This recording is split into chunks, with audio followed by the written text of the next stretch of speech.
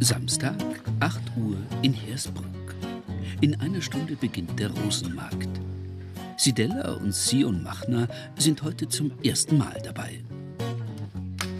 Ich bin handwerklich hier viel tätig, am Aufbau, Abbau. Und schaue immer, wenn meine Schwestern irgendwie Hand brauchen, dass ich da aushelfen kann. Die Geschwister haben einen Traum, dass sie von ihren selbst hergestellten Spezialitäten leben können. Ja, wir waren auch schon ganz fleißig. Gut, dass du da bist. Ich sehe schon schön. Bist gebraucht? Sehr gut, jawohl. Ja, So schaut gut aus, sein. oder? Sie, Belana, Schwester Nummer 2, hat Blumen mitgebracht. Sidella hat passend zum Rosenmarkt einen besonderen Aufstrich kreiert. So, mein Ziel ist heute das Kennenlernen, bekannt werden und vielleicht ein paar Rosenprodukte, dass die Leute sagen, wow, was habt ihr denn alles mit der Rose gemacht? Und würde mich freuen, dass da so ein bisschen was ankommt. Ob sie heute mit einer Art veganen Honig punkten kann? Ihr Rosenphonik. Er weckt recht schnell die Neugierde. Eine erste Kostprobe. Die eigenen Rosen vom eigenen Hof, also das ist schon eine Delikatesse. Man muss den Rosengeschmack aber mögen. Ja, stimmt. Aber, ne? Und wie schmeckt er? Lecker. Wie Honig, muss man sagen. Ein bisschen den Rosengeschmack schmeckt man ein wenig raus. Ne? Ja, man isst ja jetzt halt einen Rosen, aber Aber nicht seifig, was man vielleicht zuerst denkt, dass es seifig sein könnte. Aber es schmeckt sehr süß. Genau, Lecker. das hat dann so einen leicht harzigen Geschmack. Wir haben auch ein Pesto draus gemacht. Na gut, optimal. Ich will auch mal den 4,50 macht. Honig nehmen. gut, ich mach's. Ja, der Berg, der ist schon also Stimmt sogar. Vielen Dank. Dankeschön. Dankeschön. Schöner Tag noch. Ebenfalls und gerne wiederkommen. Kompliment für mich. Bis jetzt sehr guter Start. Es kann nur so weitergehen. Es ist nicht so viel los an diesem Morgen. Mal schauen, wie es weitergeht hier in Hersbruck im Nürnberger Land. Die Machners wohnen 13 Kilometer entfernt in Gotzenberg. Dort haben sie seit kurzem ein Haus mit Grundstück gemietet. 10 Jahre stand es leer, bis die 4 Geschwister, zu denen auch noch Nesthäkchen Ida gehört, sich in das Anwesen verliebt und es wieder zum Leben erweckt haben. Die Gewächshäuser waren schon da. Mit kleinen Reparaturen haben sie wieder gut in Schuss gekriegt. Jetzt bauen sie hier Kräuter, Gemüse und Blumen an. Für einen kleinen Hofladen. Unglaublich schön, dass wir das leben dürfen so. Und ich bin auch sehr dankbar. Nicht alle bekommen überhaupt diese Möglichkeit, sich so ausleben zu dürfen. Und wenn man genau das machen darf, was man will und mit den Leuten, wo man möchte, an dem Ort, an dem man sein will, ich krieg gleich Gänsehaut. Die 4 sind eine eingeschworene Gemeinschaft. Zusammen wohnen und zusammen arbeiten. So verfolgen sie ihr Projekt. Unsere Eltern haben da sehr viel Wert drauf gelegt. Und dass man sich versteht, wenn man sich in die Augen schaut, dass man weiß, was der andere... Ohne große Worte, Genau. gleich zu Verständnis zu kommen. Ida, die Jüngste, hilft heute beim Pflanzen der Minze mit. Ein Bestandteil ihrer Teesorten. Sion ist gelernter Elektriker, hat aber von Mutter und Oma viel Pflanzen- und Heilkräuterwissen mitgekriegt. Also ich lerne schon immer vom Sion. Das ist so ein bisschen mein Vorbild, so gesagt. Weil, ja, der Sion, der macht es halt auch schon immer richtig. Und es wird immer was, wenn der Sion was macht. Belana, ausgebildete Floristin, arbeitet mittlerweile als Pflegehilfskraft. Dennoch können sie von ihrem Hof nicht leben.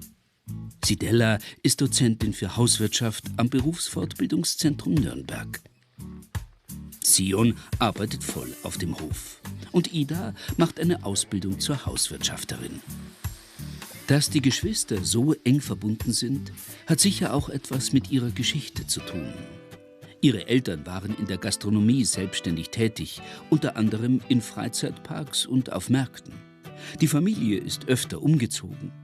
Der Vater starb, als Sidella, die Älteste, gerade einmal 15 Jahre alt war. Mutter Ilona musste ihre 4 Kinder alleine durchbringen. Sie ist heute zum Frühstück gekommen. Mit der jüngsten Tochter Ida wohnt sie nicht weit weg. Es gibt natürlich hauseigenen Tee. Die Mutter steht mit Rat und Tat zur Seite und hilft auch mal mit. Meine Aufgabe war, das Band, wo da um uns herum ist, aufrechtzuerhalten, dass das zusammen bleibt alles, ja. Sonst klappt. Und wir brauchen uns alle miteinander. Das ist einfach so. Ja. Dass auch die Eltern ungewöhnliche Einfälle mochten, zeigen schon die Namen von Ilonas 4 Kindern. Hinter jedem Namen steckt eine Geschichte. Die Sidella, da durften wir mal Bob Marley seine Mama kennenlernen, die hieß so, Sidella Marley. Fand ich wunderschön. Die Belana ist vom Fernsehen von Raumschiff Voyager, haben wir zeitlang immer dort was Trekkies-Fan. Dann der Sion ist Berg Sion, das ist mehr so ein biblisches Ding. Und die Eda ist Klein Eda von Michel von Lörneberger.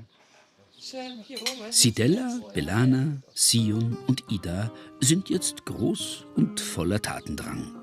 Das Haus, das sie gemietet haben, war von einem völlig verwilderten Garten umgeben. Die ganzen Pflaster hier waren weg. Alles war verschwunden. unter Wiese, Erde. Genau, also wir kamen und der ganze Weg war nicht da und es war hohe Wiese, die Hecken haben alles zugewachsen. Sie haben den Garten wieder freigelegt und vieles neu gestaltet. Ihr besonderer Stolz ist der Selbstbedienungshofladen. Er ist 24 Stunden geöffnet. Dort verkaufen sie frische Blumen auf Bestellung und Belanas Gestecke. Aber eben auch Aufstriche, Pestos, Kräuter und Tee. Schätze ihres Gartens ohne künstliche Zusatzstoffe. Und aus diesen Rosen macht Sidella gleich Rosenphonik. Meine erste Hauswirtschaftsmeisterin, bei der ich gelernt habe, die hat das gemacht. Die hat Birnenrosen-Gelee gemacht. Habe ich mir tatsächlich bis jetzt gemerkt. Und ja, jetzt habe ich so viele Rosen und habe die Möglichkeit, das auch zu machen. Wir brauchen jetzt für 1 Liter eine volle Hand. Also das Ziel ist halt, dass wir eine schöne volle Hand erreichen. Da kommen wir aber auch ganz gut hin.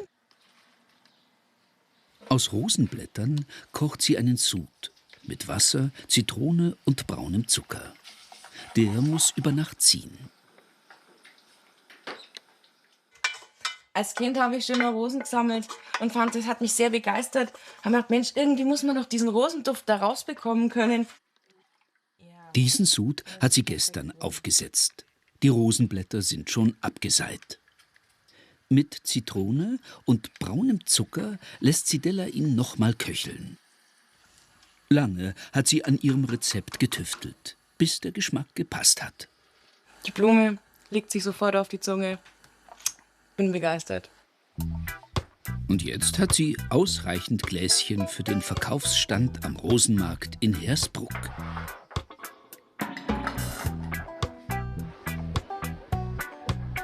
Er ist mittlerweile gut besucht.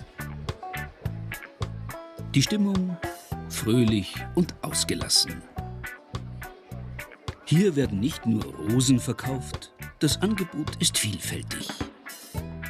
Der Rosenphonik macht nach wie vor neugierig.